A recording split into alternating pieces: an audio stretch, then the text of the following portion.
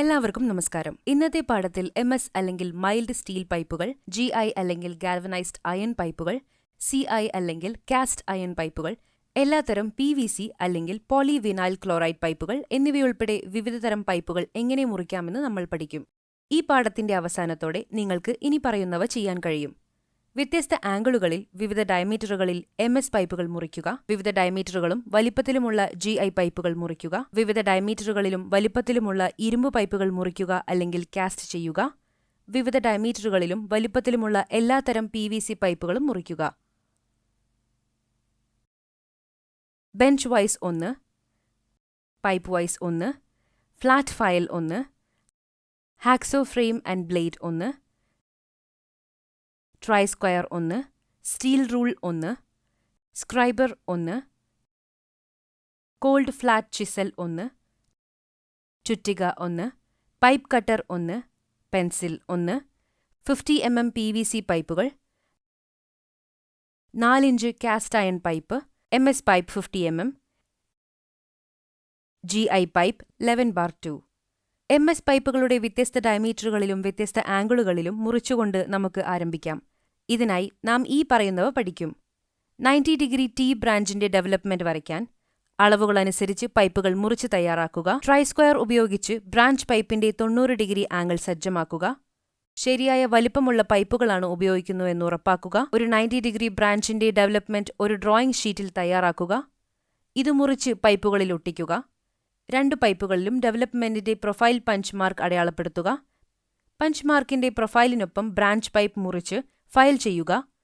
അടുത്തതായി 45° ബ്രാഞ്ച് ജോയിന്റിനായി പൈപ്പിന്റെ development തയ്യാറാക്കിക്കൊണ്ട് 50 mm 3 mm ഭിത്തി കനമുള്ള MS പൈപ്പിൽ 45° ആംഗിൾ ജോയിന്റിൽ ഒരു പൈപ്പ് വെൽഡിംഗ് ചെയ്യുന്നതിനെക്കുറിച്ച് നമുക്ക് നോക്കാം. 45° ബ്രാഞ്ച് പൈപ്പ് ഡെവലപ്മെന്റിന് AB എന്ന സെന്റർ ലൈൻ വരയ്ക്കുക. സെന്റർ ലൈൻ AB റെഫറൻസായി ഉപയോഗിച്ച് നൽകിയ പൈപ്പിന്റെ റേഡിയസും നീളവും കണക്കിലെടുത്ത് CDEF പോയിന്റുകൾ അടയാളപ്പെടുത്തുക. CD എന്ന ലൈനിൽ 45° ബ്രാഞ്ച് പൈപ്പിന്റെ സ്ഥാനം കണ്ടെത്തുക. ഇത് G ആയിരിക്കും. G പോയിന്റിൽ 45° ആംഗിൾ വരയ്ക്കുക. അനുയോജ്യമായ ഉയരം തിരഞ്ഞെടുക്കുക. പോയിന്റ് Gയിൽ നിന്ന് 45° ലൈനിൽ ബ്രാഞ്ച് പൈപ്പിന്റെ ഉയരം അടയാളപ്പെടുത്തുക. ഒന്നിൽ നിന്ന് ഇരുവശത്തും ഒരു ഹോറിസോണ്ടൽ രേഖ വരയ്ക്കുക. XX. ഈ XX ഡ്രോയിംഗ് ഡെവലപ്മെന്റിന്റെ അടിസ്ഥാന രേഖയായിരിക്കും. ഒന്നിൽ നിന്ന് ഇപ്പോൾ XX ലൈനിൽ ബ്രാഞ്ച് പൈപ്പിന്റെ IJയുടെ പുറം ഡയമീറ്റർ പ്ലോട്ട് ചെയ്യുക. ബ്രാഞ്ച് പൈപ്പിനായി ഒരു സെന്റർ ലൈൻ വരയ്ക്കുക. ഈ ലൈൻ പ്രധാന പൈപ്പിന്റെ സെന്റർ ലൈൻ AB Kയിൽ മുറിക്കുക. GK ജോയിൻ ചെയ്യുക. Kയിൽ നിന്ന് GKയിലേക്ക് ഒരു പെർപെൻഡിക്കുലർ ലൈൻ വരയ്ക്കുക. അത് H എത്തുന്നു. KH ജോയിൻ ചെയ്യുക. ഇപ്പോൾ IGKHJ ബ്രാഞ്ച് പൈപ്പിന്റെ ആകൃതിയായിരിക്കും. വ്യാസത്തിനു പുറത്തുള്ള ബ്രാഞ്ച് പൈപ്പിന് തുല്യമായ ഒരു അർദ്ധവൃത്തം വരയ്ക്കുക. അർദ്ധവൃത്തത്തെ 6 തുല്യഭാഗങ്ങളായി വിഭജിക്കുക.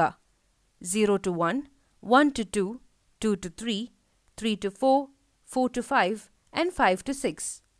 ഈ പോയിന്റുകളിൽ നിന്ന് 1, 2, 3, 4, 5 വരയ്ക്കുക. ഇതിനകം പോയിന്റിന് 6ൽ നിന്ന് AGയും പോയിന്റിന് 0ൽ നിന്ന് JHഉം 2 വെർട്ടിക്കൽ ലൈനുകൾ ഉണ്ടാകും. ഈ വെർട്ടിക്കൽ ലൈനുകൾ ബ്രാഞ്ച് പൈപ്പ് ലൈനുകളായ GK, KH എന്നിവ 6, 5, 4, 3, 2, 1 and 0 എന്നിവയെ മുറിക്കും. പോയിന്റുകൾ 6G അതുപോലെ പോയിന്റുകൾ 0H എന്നിവ ഒരേ പോയിന്റുകളാണെന്ന് ശ്രദ്ധിക്കുക. ബേസ് ലൈൻ XXന്റെ പ്ലോട്ടിൽ 13 പോയിന്റുകൾ 0 to 1 ദൂരത്തിന് തുല്യമാണ്. 0, 1, 2, 3, 4, 5, 6, 5, 4, 3, 2, 1, 0. ഈ 13 പോയിന്റുകളിൽ നിന്ന് XX വെർട്ടിക്കൽ ലൈനുകൾ വരയ്ക്കുക. 6, 5, 4, 3, 2, 1, 0 എന്നീ പോയിന്റുകളിൽ നിന്ന് XXന് പാരലലായി ഹോറിസോണ്ടൽ ലൈനുകൾ വരയ്ക്കുക. ഈ 7 ഹോറിസോണ്ടൽ ലൈനുകൾ ബേസ് ലൈനിൽ നിന്ന് 13 വെർട്ടിക്കൽ ലൈനുകൾ 13 പോയിന്റുകളിൽ മുറിക്കുക. റെഗുലർ സ്മൂത്ത് കർവ് ഉപയോഗിച്ച് 13 കട്ടിംഗ് പോയിന്റുകളിൽ ജോയിൻ ചെയ്യുക. ഇപ്പോൾ 45° ബ്രാഞ്ച് പൈപ്പിന് ആവശ്യമായ ഡെവലപ്മെന്റ് തയ്യാറാക്കുക. വികസനത്തിന്റെ അരികുകളിൽ 3 മുതൽ 5 മില്ലിമീറ്റർ വരെ അലവൻസ് നൽകുക. ബേസ് പൈപ്പിൽ ഒരു ദ്വാരം വികസിപ്പിക്കുന്നതിന് പ്രധാന പൈപ്പിന് മുകളിൽ എബിക്ക് പാരലലായി 7 ലൈനുകൾ വരയ്ക്കുക. അതായത് അർദ്ധവൃത്തത്തിൽ 0 to 1 ഡിസ്റ്റൻസ് തുല്യമായ 3, 2, 1, 0, 1, 2, 3, 0, 1, 2, 3, 4, 5, 6 എന്നിവയിൽ നിന്ന് വെർട്ടിക്കൽ ലൈനുകൾ വരയ്ക്കുക.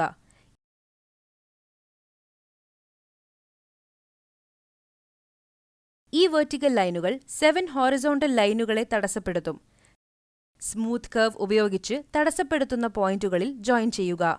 ദ്വാരത്തിന് ആവശ്യമായ ഡെവലപ്മെന്റ് ഇപ്പോൾ തയ്യാറാണ്.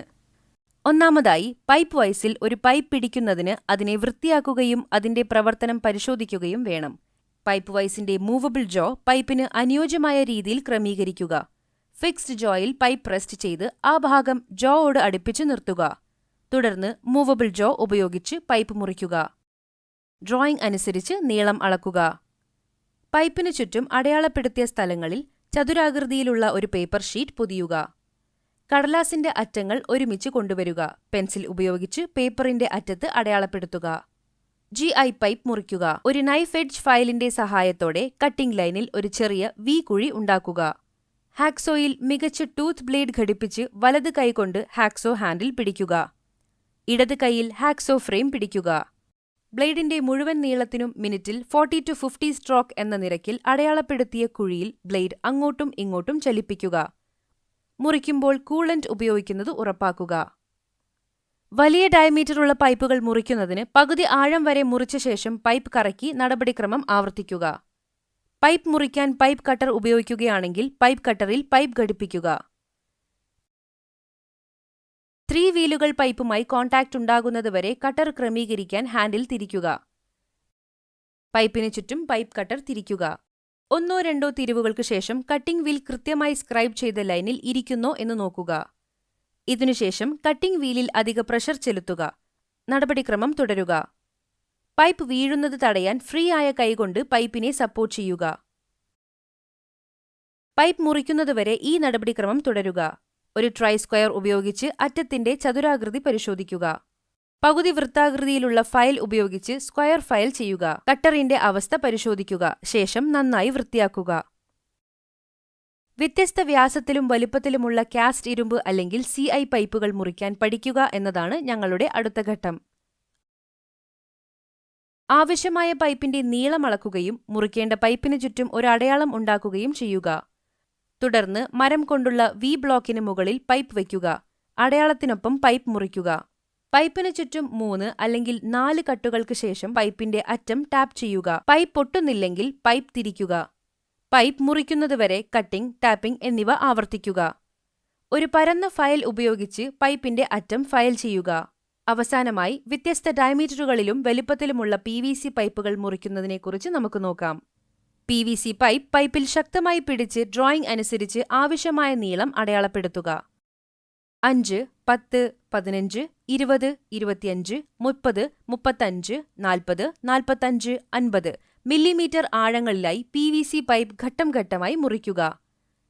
ഹാക്സോയിൽ ഫൈൻ ടൂൾസ് ബ്ലേഡ് ഘടിപ്പിക്കുക. വലതു കൈയിൽ ഹാക്സോ ഹാൻഡിലും ഇടത് കൈയിൽ അതിന്റെ ഫ്രെയിമും പിടിക്കുക. ബ്ലേഡ് മാർക്കിൽ അങ്ങോട്ടും ഇങ്ങോട്ടും നീക്കുക.